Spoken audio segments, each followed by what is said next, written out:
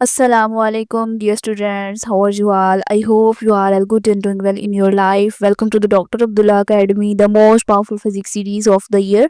Student आज हम एक न्यू चैप्टर स्टार्ट करने जा रहे हैं जिसका नाम है वर्क एनर्जी एंड पावर। ये फिजिक्स का एक बहुत ही इम्पोर्टेंट चैप्टर है जो हमारी जो प्रैक्टिकल ज़िंदगी है, जो प्रैक्टिकल लाइफ है, उससे गहरा ताल्लुक़ रखता है। हम रोज़ाना के कामों में स्टूडेंट वर्क कर रहे होते हैं, ठीक है, हमारी एनर्जी लग रही होती है और पावर के जो अल्फाज होते हैं यानी वर्क एनर्जी और पावर के जो अल्फाज होते हैं वो इस्तेमाल करते रहते हैं। लेकिन फ़िज़िक्स में इनके जो मीनिंग है, जो इनके मानी है, वो हमारे लिए बिल्कुल उसका जो मफ़हूम होता है वो बिल्कुल मुख्तलिफ होता है।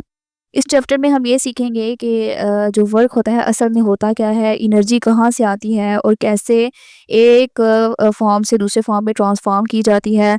और पावर क्या है, इसके डेफ़िनेशन को देखेंगे, ये इसे कैसे मेज़र किया जाता है और जो है ये इससे कैसे जो है वो सॉल्व किया जाता है।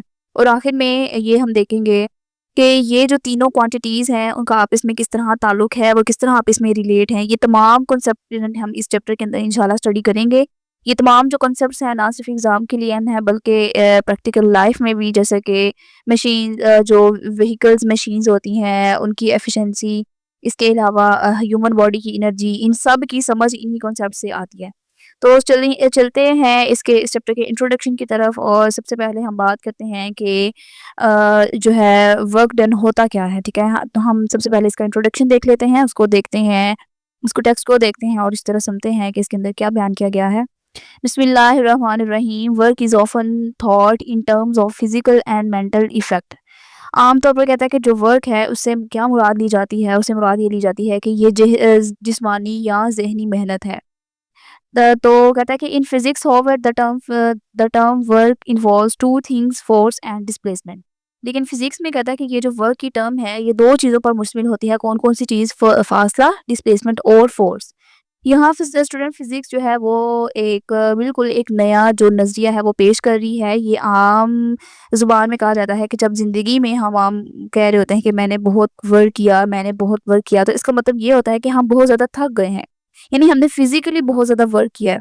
लेकिन फिज़िक्स में वर्क की जो डेफ़िनेशन है वो सिर्फ़ मेहनत या थकन की नहीं बल्कि ये जो होती है ये इस बात पर मुनहसर होती है कि क्या किसी जिस्म पर फ़ोर्स लगाने से उसके अंदर कोई हरकत पैदा हुई?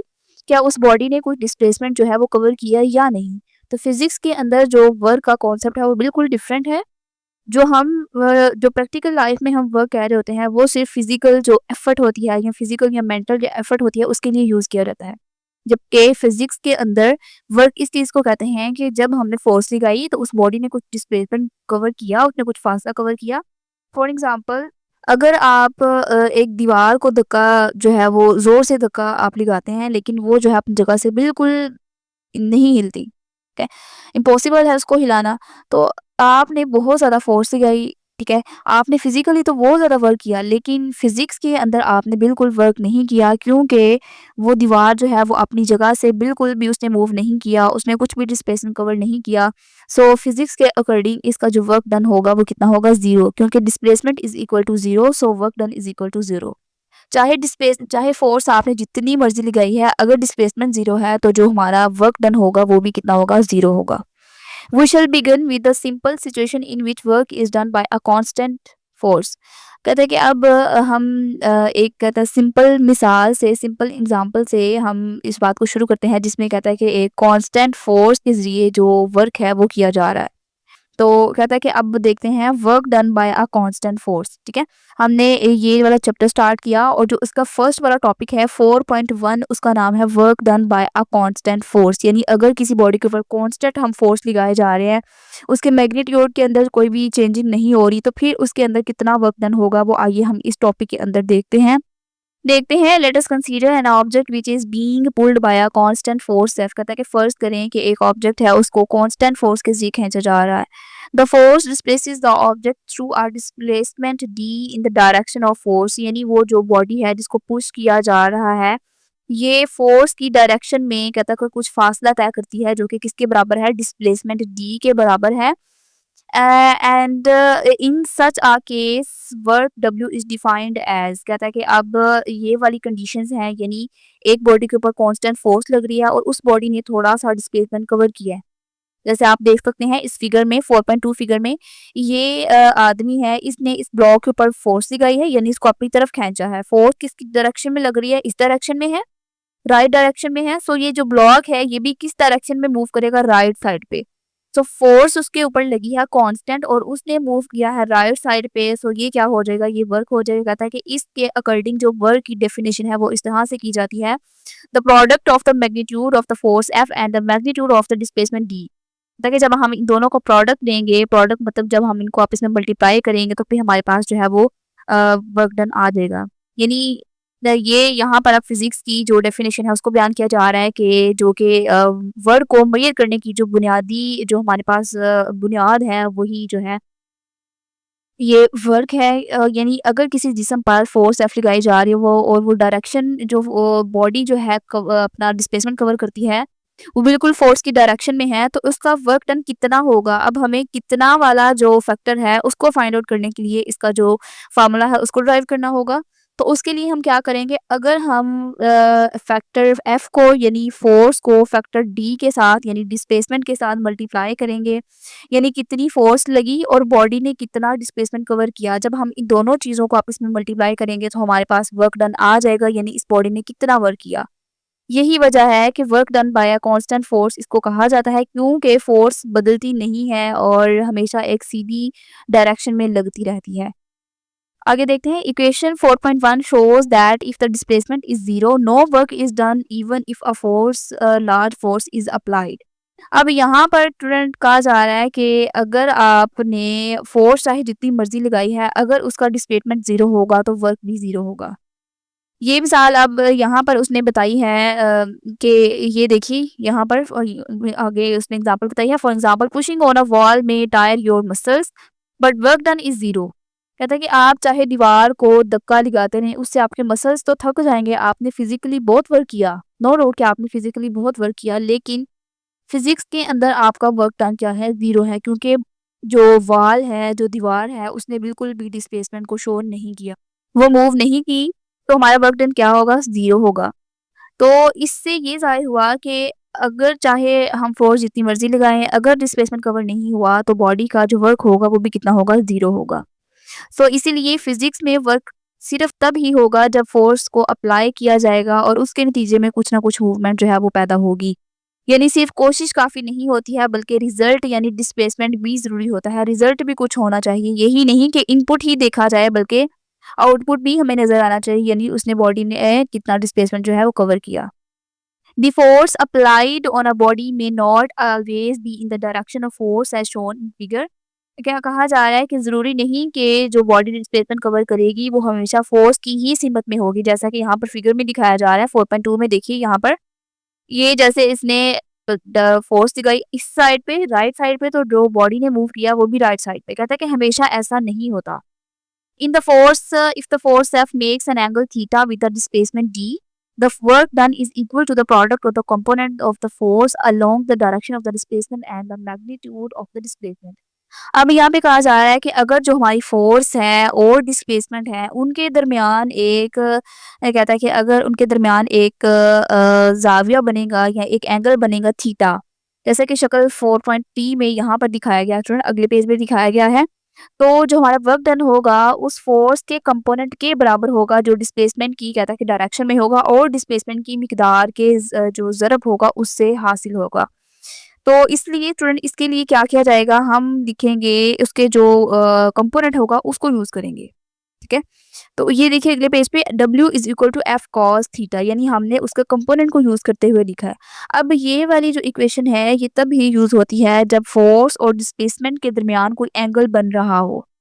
ऐसे वक़्त में स्टूडेंट फोर्स का सिर्फ वही हिस्सा काम करेगा जो डिस्प्लेसमेंट की सीमत में होगा। फॉर एग्ज़ाम्पल ये देखिए आप कि यहाँ पर अब जिस डायरेक्शन में बॉडी मूव कर रही है, जो उसका कंपोनेंट उसके अंदर इन्वॉल्व है, सिर्फ़ वही कंपोनेंट जो है वो हम यूज़ करेंगे। किस सूरत में? जब उसके साथ कोई एंगल बन रहा है। अब यहाँ पर जैसे हमने सिंपल वॉल की एग्ज़ाम्पल ली तो यहाँ पर कोई एंगल नहीं बन रहा। ठीक है। लेकिन अगर हम ये वाली कंडीशन लेंगे, यानी ये देखिए जैसे यहाँ पर 4.3 में है, ये देखिए यहाँ पर इस डायरेक्शन में फोर्स लग रही है, लेकिन जो बॉडी ने मूव किया है वो किस डायरेक्शन में है, राइट साइड पर। अब देखिए बॉडी जो है वो मूव कर रही है बिल्कुल हॉरिजॉन्टल पोजीशन में, यानी हॉरिजॉन्टल कंपोनेंट सिर्फ यूज होगा। अब स्टूडेंट किसी भी वेक्टर के दो कंपोनेंट होते हैं, एक होता है हमारे पास एक्स कंपोनेंट जो कि होता है कॉस थीटा, और एक होता है वाई कंपोनेंट जो कि होता है साइन थीटा। अगर बॉडी मूव कर रही है हॉरिजॉन्टल पोजीशन में तो हम एक्स कंपोनेंट यानी कि cos थीटा को यूज करेंगे, लेकिन अगर बॉडी मूव कर रही है बिल्कुल वर्टिकल यानी अमूदन तो फिर हम जो है वो वाई कंपोनेंट यानी साइन थीटा को लेंगे। ये यहाँ पर देखिए कि अब जो डिस्प्लेसमेंट है वो बिल्कुल एक्स एक्सिस के अलोंग है, सो इसलिए हम जो है यहाँ पर cos थीटा को ही यूज करेंगे, वाई एक्सिस को यानी साइन थीटा को हम जो है वो इग्नोर कर देंगे। हम सिर्फ जो फोर्स का जो दो कंपोनेंट है ये एक्स और वाई, हम सिर्फ इसका जो एक्स कंपोनेंट है यानी cos थीटा को यूज करेंगे। तो इसलिए फॉर्मूला में भी एज इट इज वही आया, यानी हमने सिर्फ फोर्स का कौन सा कंपोनेंट लिया, एक्स कंपोनेंट यानी कि cos theta. F cos theta साथ में डी आएगा तो ये क्या हो जाएगा, एफ डी cos थीटा। अब ये उसी सूरत में लेना है जब हमारे पास जो है वो कोई एंगल बन रहा हो, किस किस के बिटवीन, फोर्स एंड डिस्प्लेसमेंट के बिटवीन कोई एंगल बन रहा हो, तो फिर हमने ये देखना है कि जो हमारा वर्क डन हुआ है या जो हमारा डिस्प्लेसमेंट कवर हुई है वो किस कंपोनेंट की वजह से हुई है, फिर हमने वो वाला कंपोनेंट जो है वो इसके अंदर यूज करना है। Okay, equation 4.3 shows the work is a scalar quantity। अब यहाँ पर आपने इस बात को ध्यान में रखना है कि जो वर्क है वो एक बिल्कुल एक स्केलर क्वांटिटी है, यानी इसका मैग्नीट्यूड होता है लेकिन इसका डायरेक्शन नहीं होती। मसलन आपने अगर 10 न्यूटन की फोर्स से एक ब्लॉक को 2 मीटर तक अगर आपने इसको धकेला है यानी खींचा है, तो अगर वर्क डन होता है 20 जॉल, तो ये अब जो 20 जॉल है ये किसी की डायरेक्शन को शो नहीं कर रहा, ये सिर्फ ये बताता है कि कितना वर्क हुआ है, यानी वर्क का कोई भी लेफ्ट या राइट वाली डायरेक्शन नहीं होती, सिर्फ ये हमें मैग्नीट्यूड को बता रहा होता है और ये डायरेक्शन को शो नहीं करता। इसलिए ये क्या है, ये एक सिर्फ एक स्केलर जो है वो क्वांटिटी है। The unit of work is joule, from equation we have 1 joule is equal to 1 newton metre, यानी जो वर्क की जो यूनिट है वो कितना है, जाउल है। अब कहता है कि जो इक्वेशन 4.1 है उसे हमें ये मालूम होता है कि जो 1 जाउल है वो किसके इक्वल है, 1 न्यूटन के। अब इसके उसने जो यूनिट है उसको डिफाइन किया है कि अगर फोर्स हमारे पास हो 1 न्यूटन और हमारे पास डिस्प्लेसमेंट हो 1 मीटर, तो जो हमारे पास वर्क आएगा वो कितना आएगा, 1 जाउल। ठीक है, यानी 1 जाउल किसके बराबर होगा, वर्क का हो गया 1 जाउल और एफ का हो गया 1 न्यूटन और डी का हो गया 1 मीटर। तो ये उसने उसके जो यूनिट है उसको डिफाइन किया है। आगे देखिए, when a constant force acts through a distance D, the event can be plotted on a simple graph. अब यहाँ पर एक ग्राफ को यूज करते हुए हमें समझाएगा, कहता है कि जब एक बिल्कुल एक कांस्टेंट फोर्स कहता है कि किसी भी डिस्प्लेसमेंट डी पर असर कर रही होती है, उस पर लग रही होती है, तो कहता है कि इस सारे प्रोसीजर को हम एक सादा ग्राफ पर भी जाहिर कर सकते हैं। यानी फिजिक्स में हम अक्सर क्वांटिटीज को समझने के लिए स्टूडेंट ग्राफ्स बनाते हैं। फॉर एग्जाम्पल कि अगर एक कांस्टेंट फोर्स जो है वो लगा रहे हैं आप किसी भी बॉडी के ऊपर, तो वो जो बॉडी है वो इक्वल डिस्टेंस के साथ जो है वो मूव कर रही है, तो हम इस रिलेशन को यानी फोर्स और डिस्प्लेसमेंट के रिलेशन को हम ग्राफ पर भी दिखा सकते हैं। और इसमें हम क्या लेंगे, इसमें अलोंग वो हमें आगे बताएगा कि अलोंग एक्स एक्सिस आपने किसको लेना है, डिस्टेंस को लेना है, और अलोंग वाई एक्सिस आपने किसको लेना है, फोर्स को लेना है। The distance is normally plotted along the x-axis and the force along the y-axis, यानी आपने x-axis पर यानी x जो उसकी ये वाली हॉरिजॉन्टल प्लेस है उसके ऊपर आपने डिस्टेंस को लेना है, और y-axis के अलोंग यानी वर्टिकली आपने इसको लेना है, फोर्स को जो है वो मेंशन करना है। अब यहाँ पर कहता है कि एक्स एक्सिस पर जो यहाँ पे कॉन्सेप्ट है वो ये है कि एक्स एक्सिस पर हमेशा इंडिपेंडेंट क्वांटिटी को आपने रखना होता है यानी डिस्प्लेसमेंट, लेकिन जो वाई एक्सिस पर आती है वो हमेशा डिपेंडेंट क्वांटिटी आती है, यानी जो डिपेंडेंट कौन है, फोर्स है, यानी फोर्स डिपेंड कर रही है डिस्टेंस के ऊपर। यानी जैसे जैसे डिस्प्लेसमेंट बढ़ता जाएगा हम देख सकते हैं कि फोर्स किस तरह जो है वो बिहेव कर रही है। ये अरेंजमेंट स्टूडेंट हमें ग्राफ से वर्क का जो एरिया है उसको निकालने में हेल्प आउट करती है, इसलिए आपने ये ध्यान में रखना है कि डिस्टेंस को हमने अलोंग एक्स एक्सिस रखा और जो हमारे पास ये है फोर्स उसको हमने अलोंग वाई एक्सिस रखा। As the force does not vary, in this case the graph will be horizontal straight line, क्योंकि स्टूडेंट चूंकि जो फोर्स है वो हमारे पास क्या है, बिल्कुल कांस्टेंट है। कांस्टेंट से मुराद क्या है, यानी ये स्लोप नहीं बनेगी और बिल्कुल जो हमारा फोर्स है वो एक ही लाइन में हॉरिजॉन्टल यानी बिल्कुल कांस्टेंट रहेगी, उसके अंदर कुछ भी चेंजिंग नहीं आएगी। ठीक है, जो कि हम यहाँ पर स्टार्टिंग पे बात की, ये देखिए टॉपिक का नाम ही क्या है, work done by a constant force, यानी जो फ़ोर्स है उसके अंदर बिल्कुल भी चेंजिंग नहीं आ रही, उसका जो वेरिएबल उसके नहीं है, उसकी जो मैग्नीट्यूड है वो वेरिएबल नहीं है, बल्कि वो एक ही वैल्यू के साथ वो जो है वो मौजूद है, वो ना कम हो रही है, ना ही वो बढ़ रही है। तो इसीलिए जो हमारा ग्राफ होगा वो बिल्कुल एक हॉरिज़ॉन्टल लाइन में आएगा, बिल्कुल उसके अंदर स्लोप नहीं बनेगी। यानी जो चाहे डिस्प्लेसमेंट जितना मर्ज़ी हो, जो हमारी फ़ोर्स का वाई एक्सिस के अकॉर्डिंग जो हम अलोंग जो हमारी फ़ोर्स हम जिसको लिया हुआ है, तो उसकी जो वैल्यू होगी वो एक ही रहेगी, चाहे हमारे पास डिस्प्लेसमेंट जो है वो जितना मर्ज़ी हो जाए। अब ये जो स्ट्रेट लाइन हमारे पास आई है, वो इस बात को ज़ाहिर करती है कि फ़ोर्स जो है वो कांस्टेंट है। ये देखिए फ़ोर्स बिल्कुल कांस्टेंट है और इसके नीचे का जो एरिया है, यानी ये जो एक हमारे पास बनी है, ये एक शेप जो है ये किस चीज़ को ज़ाहिर कर रही है, एरिया अंडर द ग्राफ के किस चीज़ को ज़ाहिर कर रहा है, वर्क डन। यही ये जो एरिया है ये वर्क डन को ज़ाहिर कर रहा है। आगे देखिए, if the constant force F and the displacement are in the same direction then the work done is F D. कहता है कि अगर जो कांस्टेंट फोर्स है, यानी एफ और डिस्प्लेसमेंट डी एक ही डायरेक्शन में हो, जैसे हमने इस केस में देखा था, ये देखिए फ़ोर्स भी इसी डायरेक्शन में लग रही है राइट में, और जो डिस्प्लेसमेंट है वो भी इसी डायरेक्शन में हो रही है। तो क्या कहता है कि अगर इन दोनों की जो डायरेक्शन है वो एक ही हो, तो फिर जो है वो जो वर्क डन होगा हमारा वो किसके बराबर होगा, जूल के बराबर होगा। अब ये लाइन स्टूडेंट बिल्कुल कॉन्सेप्ट को क्लियर बनाती है कि जब फ़ोर्स और डिस्प्लेसमेंट की डायरेक्शन सेम होगी तो वर्क जो है वो हमेशा पॉजिटिव होगा। और फार्मूला कौन-सा आएगा? F multiply by D. For example student, अगर हमारे पास आप लगा लें कि फोर्स जो है वो हमारे पास है 5 न्यूटन और डिस्प्लेसमेंट है हमारे पास 3, तो जब इन दोनों को मल्टीप्लाई करेंगे तो हमारे पास आंसर आएगा 15, यानी जो हमारा वर्क डन है वो इज इक्वल है 15 जूल के। यानी जो 15 जूल का इसमें अब कहा जा रहा है कि 15 जूल का वर्क हुआ है। ये बात याद रखनी है कि डायरेक्शन यहाँ पर बहुत अहम है, आपने डायरेक्शन को याद रखना है कि अगर डायरेक्शन बदल जाए तो जो वर्क का रिजल्ट है वो भी बदल जाएगा। यानी फ़ोर्स और डिस्प्लेसमेंट है वो दोनों की डायरेक्शन क्या सेम है या नहीं? अगर इनकी डायरेक्शन सेम है तो फिर वर्क डन पॉज़िटिव होगा, लेकिन अगर इन दोनों की डायरेक्शन जो है वो चेंज होगी तो फिर जो हमारा रिज़ल्ट है वो भी चेंज हो जाएगा। Clearly shaded area in figure 4.4 is also FD. वाज़ह तौर पर कहता है कि क्लियरली यहाँ पर नज़र आ रहा है, यहाँ पर फिगर में कि जो ये वाला हमारे पास शेडेड एरिया है, यानी जो ये शेप बनी हुई है एक रेक्टेंगल शेप बनी है, कहता है कि वो भी किसके बराबर है, एफडी के बराबर है। ग्राफ में जो शेडेड एरिया बताया गया होता है वो रिप्रेजेंट कर रहा है किसको, वर्क डन को। चूंकि हमारे पास फोर्स कांस्टेंट है इसलिए एरिया जो है वो एक रेक्टेंगुलर शेप बनाता है। अब रेक्टेंगुलर का जो एरिया होता है वो किसके, उसको हम किस तरह फाइंड आउट करते हैं, उसको फाइंड आउट करते हैं बेस को मल्टीप्लाई करते हैं हम हाइट से, तो उससे जो है वो हमारे पास एरिया आ जाता है किसका, रेक्टेंगुलर का। अब बेस हमारे पास क्या है स्टूडेंट, डिस्प्लेसमेंट, यानी ये बेस है, और जो हाइट है हमारे पास वो किसके इक्वल है, फोर्स के। तो जब इन दोनों को हम मल्टीप्लाई करेंगे तो हमारे पास ये जो आएगा एरिया वो किसके बराबर आएगा, एफ डी के, यानी कि वर्क डन के। इसलिए जो शेडेड एरिया है वो किसके इक्वल है, work done by a graph, यानी कि किसके इक्वल है, वर्क डन के। अब ये कॉन्सेप्ट हर एग्जाम में आता है, और न्यूमेरिकल प्रॉब्लम्स में भी ये जो एरिया का कॉन्सेप्ट है ये यूज़ होगा, और एरिया को निकाल कर जो है वो हम अपना वर्क डन जो है वो मालूम कर लेंगे।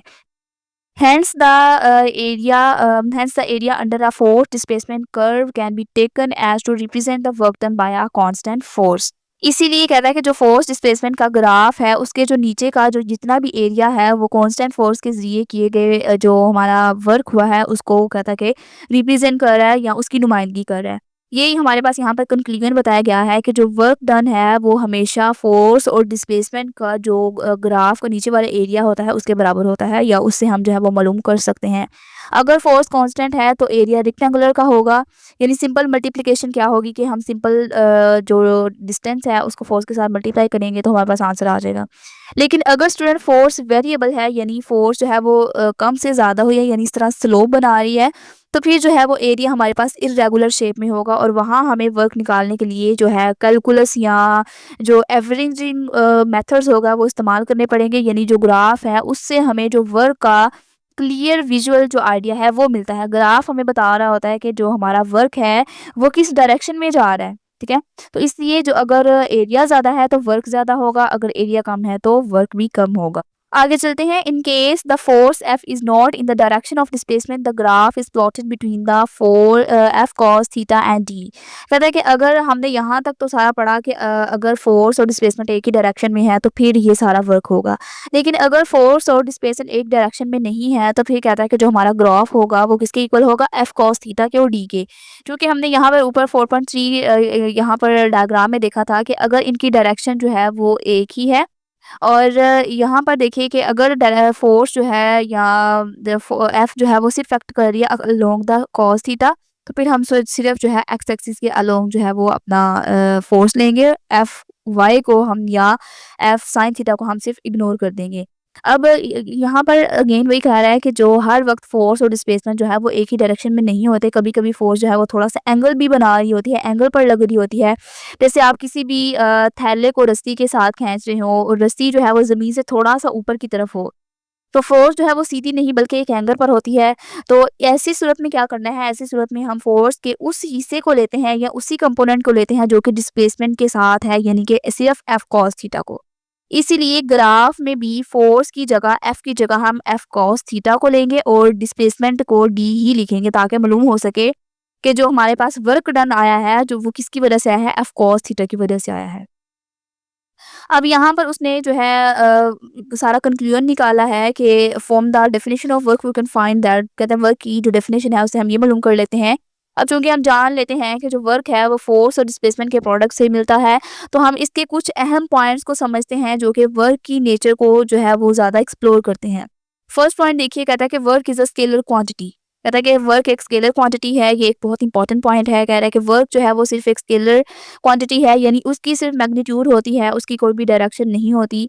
अब फोर्स और डिस्प्लेसमेंट दोनों की डायरेक्शन जो है वो ले सकते हैं, लेकिन जब आप इन दोनों का प्रोडक्ट लेते हैं, डॉट प्रोडक्ट लेते हैं, तो फिर जो है वो रिजल्ट हमें एक स्केलर नंबर बताता है, उसकी कोई डायरेक्शन नहीं होती। यानी आप फोर्स की डायरेक्शन को भी फाइंड कर सकते हैं और डिस्टेंस की। लेकिन जब ये दोनों जो है वो मिल जाएंगे एफ डॉट को डी के शेप में, तो फिर जो है वो रिजल्ट आएगा, उसकी कोई भी डायरेक्शन नहीं होगी। इसका मतलब है कि जो वर्क है वो सिर्फ हमें ये बता रहा होता है कि कितना काम हुआ है, ये नहीं बताता कि किस डायरेक्शन में हुआ है। सो आपने ये याद रखना है कि वर्क क्या है, ये एक स्केलर क्वांटिटी है। पॉइंट नंबर 2 देखिए कि if theta less than 90 degree work is done and it is said to be the positive work. कहता है कि अगर जो हमारा थीटा है वो 90 डिग्री से कम है, कहीं 90 डिग्री से कम है, तो वर्क डन जो है वो पॉजिटिव उसको कहा जाता है। यानी जब फोर्स और डिस्प्लेसमेंट कहता है कि तकरीबन एक ही अगर डायरेक्शन में हो, जैसे आप किसी बॉक्स को आगे की तरफ धकेल रहे हैं तो फोर्स भी आगे की तरफ है और डिस्प्लेसमेंट भी आगे की तरफ है, यानी जो आपका ब्लॉक है वो उसी डायरेक्शन में मूव करेगा जिस डायरेक्शन में आपने फोर्स लगाई है। और अगर कहता है कि एंगल 90 से कम हो, तो इस सूरत में जो हमारा वर्क डन होगा वो पॉजिटिव होगा, क्योंकि फोर्स और जो मोशन है वो एक ही डायरेक्शन में है और फोर्स जो है वो मोशन में मदद दे रहा है। तो ऐसे वर्क से जो बॉडी की एनर्जी है वो बढ़ रही होती है। फॉर एग्जांपल आप किसी एक बिल्कुल रेस्ट की हालत में गाड़ी है, उसको अगर आप धकेल कर आगे की तरफ बढ़ाते हैं तो ये वर्क डन पॉजिटिव होगा और इससे जो है वो बॉडी की एनर्जी बढ़ेगी। लेकिन कहता है कि अगर पॉइंट नंबर 3 पे आइए कि अगर थीटा बराबर है 90 के, अगर थीटा 90 के इक्वल हो जाता है तो कहता है नो वर्क इज डन। अगर जो हमारा एंगल है वो 90 के इक्वल हो जाता है तो कोई भी वर्क डन नहीं होता। अब यहाँ पर एक बहुत ही इंटरेस्टिंग केस है। कहता है कि अगर फोर्स और डिस्प्लेसमेंट एक दूसरे के परपेंडिकुलर आ जाता है, यानी इनके दरमियान बिल्कुल एंगल जो है वो 90 का हो जाता है, एक दूसरे के परपेंडिकुलर हो जाते हैं, तो फिर क्या होता है, फोर्स का कोई भी कहता है को कंपोनेंट जो है वो डिस्प्लेसमेंट के साथ नहीं होता।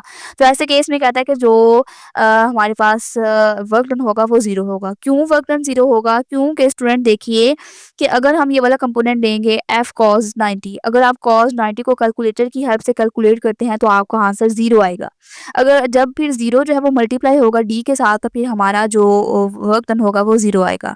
सो हमारे पास रिजल्ट क्या निकला? No work is done. अब फोर्थ पॉइंट पे आइए कि अगर हमारा एंगल है ग्रेटर देन है 90 के, the work done is said to be negative. अगर हमारा एंगल 90 से अबव आ जाता है तो फिर हमारा कहता है वर्क डन नेगेटिव होगा। यानी अगर फोर्स की जो मूवमेंट है वो फोर्स जो है वो मूवमेंट के बिल्कुल अपोजिट है, यानी अगर आप बॉडी को इस जानिब खींच रहे हैं और जो डिस्प्लेसमेंट है वो दूसरी जानिब हो रही है, तो फिर क्या होगा, वर्क डन वो जो होगा वो नेगेटिव होगा। क्योंकि फ़ोर्स जो है वो मोशन को रोकने की कोशिश कर रही होती है।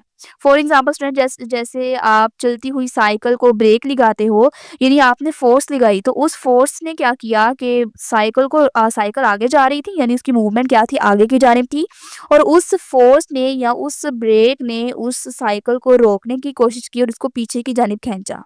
तो इससे क्या होगा कि वर्क डन नेगेटिव हो, क्योंकि वर्क जो है वो क्योंकि जो हमने फ़ोर्स दिखाई है वो उस एनर्जी को कम करने की कोशिश कर रही है जो कि उस साइकिल के अंदर मौजूद थी। तो जब एनर्जी कम हो जाएगी तो साइकिल जो है वो स्टॉप हो जाएगा। इसीलिए जो नेगेटिव वर्क होता है वो हमेशा रेज़िस्टिव फ़ोर्स की जैसा होता है, जो कि फ्रिक्शन भी हम उसको कह सकते हैं, एयर रेज़िस्टेंस भी कह सकते हैं, जो कि मूवमेंट को रोकने की कोशिश करता है। इसलिए हम इसको कहते हैं कि ये इस केस में जो वर्क डन होगा वो नेगेटिव होगा, यानी ये एनर्जी को या मूवमेंट को कम करने की कोशिश करेगा। आगे यहाँ पर उसने बताया है 5th पॉइंट में, the SI unit of work is NM, यानी newton metre, also known as joule. इसको जॉल भी कर सकते हैं और इसका जो यूनिट है वो है न्यूटन मीटर। अब ये यहाँ पर बहुत इंपॉर्टेंट पॉइंट है कि जब एक न्यूटन फोर्स जो है वो किसी बॉडी को 1 मीटर तक मूवमेंट करवाएगी तो उसका जो वर्क डन होगा वो जॉउल होगा। और जब हम न्यूटन को और मीटर को आपस में मल्टीप्लाई करेंगे तो जॉउल वर्क आएगा। यही वजह है कि जब हम वर्क का ग्राफ बनाते हैं तो ग्राफ के नीचे का जो एरिया होता है वो हमेशा वर्क को ज़ाहिर कर रहा होता है। यानी जितना ज़्यादा एरिया होगा उतना ज़्यादा वर्क होगा। तो स्टूडेंट ये था हमारा आज का टॉपिक। तो इसके अंदर हमने सारा कवर किया कि work done by constant force. अगर कांस्टेंट फोर्स होगी तो उसके साथ जो वर्क डन होगा उसको हमने डिटेल में पढ़ा। उसको हमने देखा कि अगर इनका एंगल सेम होगा, अगर इनका एंगल डिफरेंट होगा, अगर सिर्फ हमारा फोर्स का कंपोनेंट काम कर रहा होगा फिर क्या होगा, उसको हमने ग्राफ के ज़रिए समझा। फिर उसके बाद हमने यूनिट देखा, इसकी बेसिक क्वांटिटीज़ पढ़ी और लास्ट में हमने 5 पॉइंट्स को पढ़ा। ये पॉइंट्स बहुत ज़्यादा इंपॉर्टेंट है। इन्हीं पॉइंट्स को लेकर स्टूडेंट एमसीक्यूज़ बहुत पूछे जाते हैं। ये पूछा जाता है कि वर्क जो है वो कौन-सी क्वांटिटी है, एंगल अगर बड़ा है, छोटा है, बराबर है 90 के तो फिर क्या केस है, या आपने बेसिक चीज़ें यानी कि वर्क डन पॉजिटिव है, नेगेटिव है, वर्क नहीं हो रहा, या इसका यूनिट क्या है। तो ये बेसिक वो चीज़ें हैं जो कि एमसीक्यूज़ में और शॉर्ट क्वेश्चन में अक्सर पूछी जाती हैं। इसलिए आपने इस पॉइंट को अच्छे तरीके से कवर करना है। इसके रिलेटेड हर पॉइंट को कवर करना है। अगर कोई भी आपका पॉइंट अनक्लियर रहा हो तो आप कमेंट सेक्शन में पूछ सकते हैं। आपका क्लियर कर दिया जाएगा। आई होप कि आपको ये वाला टॉपिक अच्छे से क्लियर हुआ होगा। अगर आपको ये वीडियो अच्छी लगी हुई और आपको ये टॉपिक क्लियर हुआ हो तो प्यारा सा कमेंट लिखिए और हमारे इस चैनल को सब्सक्राइब कीजिए ताकि हर आने वाले वीडियो का जो नोटिफिकेशन है आपको सबसे पहले पहुँच सके। मिलते हैं नेक्स्ट वीडियो में जिसके अंदर हम work done by variable force को इंशाल्लाह कवर अप करेंगे। तो तब तक के लिए अपना बहुत ख़्याल रखिए, अपने प्यारों का ख़्याल रखिए। अल्लाह हाफ़िज़।